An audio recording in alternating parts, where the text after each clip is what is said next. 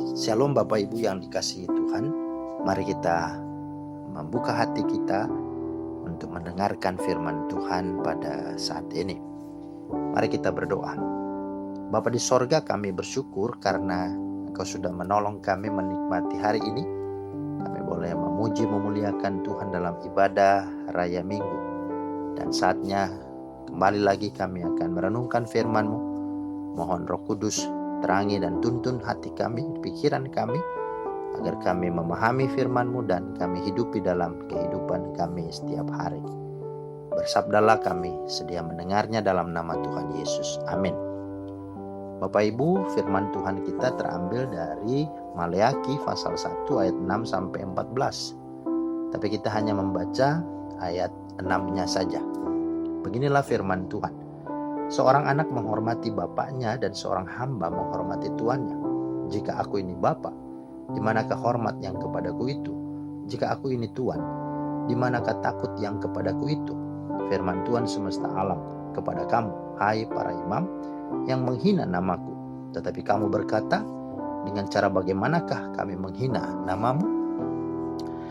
Itulah firman Tuhan yang menjadi dasar dalam renungan kita pada saat ini. Bapak Ibu, tema kita memberi persembahan. Tapi judul kecilnya teganiannya kau. Ya. Memberi persembahan, tapi judul kecilnya teganiannya kau. Nah, bahasa Medan ini ya. Nah, Bapak Ibu yang dikasih Tuhan, firman Tuhan Maleakhi 1:6-14 menceritakan ya, bahwa Tuhan tidak suka dengan umat Tuhan, bahkan dengan para imam. Bukan hanya tentang persembahan mereka, tetapi diri dan hidup mereka itu sendiri. Mengapa? Karena mereka seorang penipu. Ya, mereka mempunyai seekor binatang jantan di antara kawanan ternaknya yang dinazarkannya, tetapi yang dipersembahkannya malah binatang yang cacat. Jadi mereka ada binatang yang bagus, yang baik, tapi dipersembahkannya yang cacat. Ayat 14a. Kedua, mereka orang yang suka mengeluh. Ya, kamu berkata, lihatlah alangkah susah payahnya dan kamu menyusahkan aku. Ya, itu ya, mengeluh. Kalau melayani pun begitu. Buat apa lagi? Aduh, besok melayani lagi ya, kayak gitu. Nah, ketiga, mempersembahkan roti cemar. Ayat 7 ya. Mereka mempersembahkan roti cemar. Yang keempat, mempersembahkan binatang buta, binatang timpang dan binatang yang sakit. Ayat 8. Dan yang kelima, mereka mempersembahkan binatang rampasan. Jadi hasil rampasan. Ayat 13b. Karena itu untuk menyadarkan mereka akan kejahatan dan dosa mereka ini, maka Tuhan memakai 3 pendekatan. Ya. Pendekatan yang pertama, Tuhan bawa mereka untuk sadar siapa diri mereka itu sesungguhnya. Dan siapa yang membuat mereka sampai bisa menjadi bangsa yang besar dan ditakuti. Itulah yang Tuhan mau arahkan supaya mereka sadar siapa mereka. Dalam pasal 1 ayat 2 dan 5 menyatakan itu. Artinya mereka seharusnya menghormati Tuhan, takut akan Tuhan. Karena oleh kemurahan dan anugerah Tuhan mereka itu ada dan terpelihara. Bahkan sangat ditakuti bangsa-bangsa. Firman Allah berkata, bukan karena lebih banyak jumlah mereka dari bangsa manapun juga sehingga hati Tuhan terpikat kepada mereka dan memilih mereka. Bukankah mereka ini yang paling kecil dari segala bangsa? Ya, Ulangan 7 ayat 7-8 ya. Nah, kalau kita gereja sekarang kan di dalam 1 Petrus 2 ayat 9-10 bahwa kita adalah umat pilihan Allah, bangsa yang terpilih, imamat yang rajani.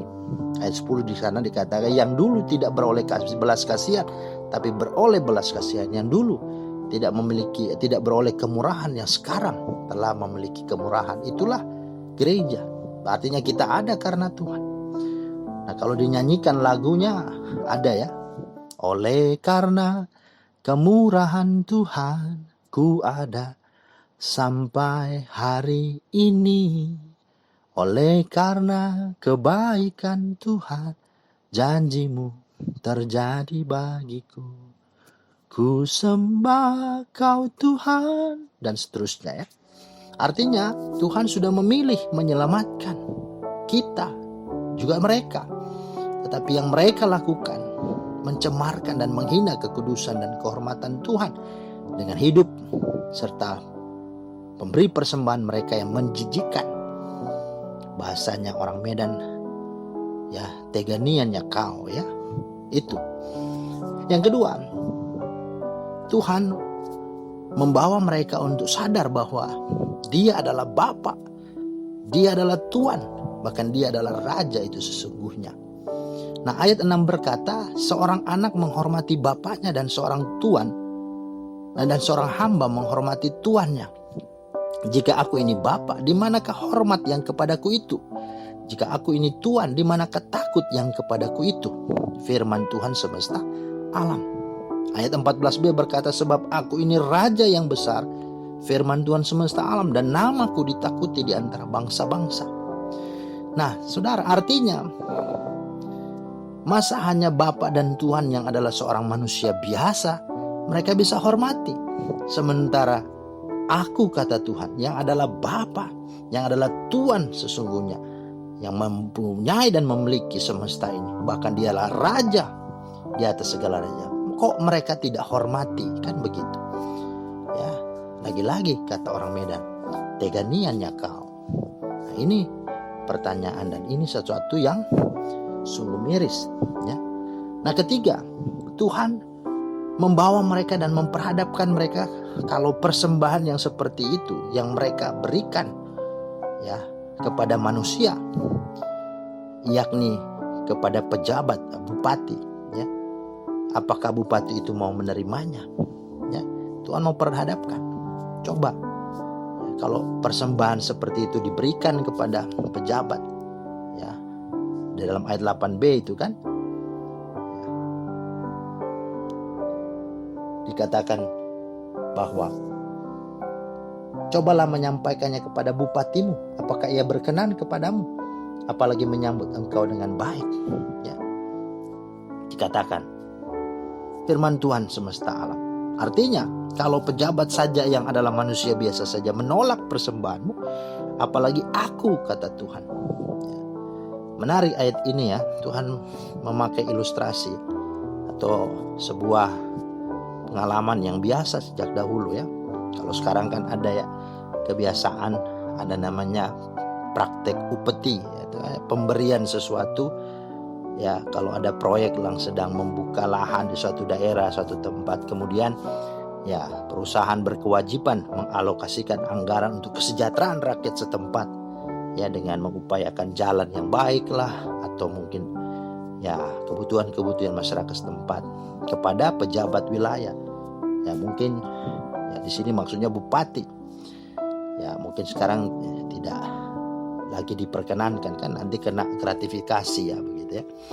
Nah, artinya Tuhan mau menggambarkan kalau pemberian itu saja, ya, jika salah, jika kurang, ya, tidak akan diterima, gitu, ya. Nah, apalagi Tuhan, ya, apalagi Tuhan. Nah, kalau itu terjadi, ya, bahasa Medan lagi, teganiannya kau, ya. Nah, saudara-saudara yang dikasih Tuhan, maka kesimpulan dan sikap kita, mari kita menghormati Tuhan, baik hidup kita maupun persembahan kita. Karena dua hal ini tidak bisa kita pisahkan, baik hidup kita dan juga persembahan kita. Jangan pernah meremehkan dan memandang rendah persembahan yang kita berikan itu kepada Tuhan.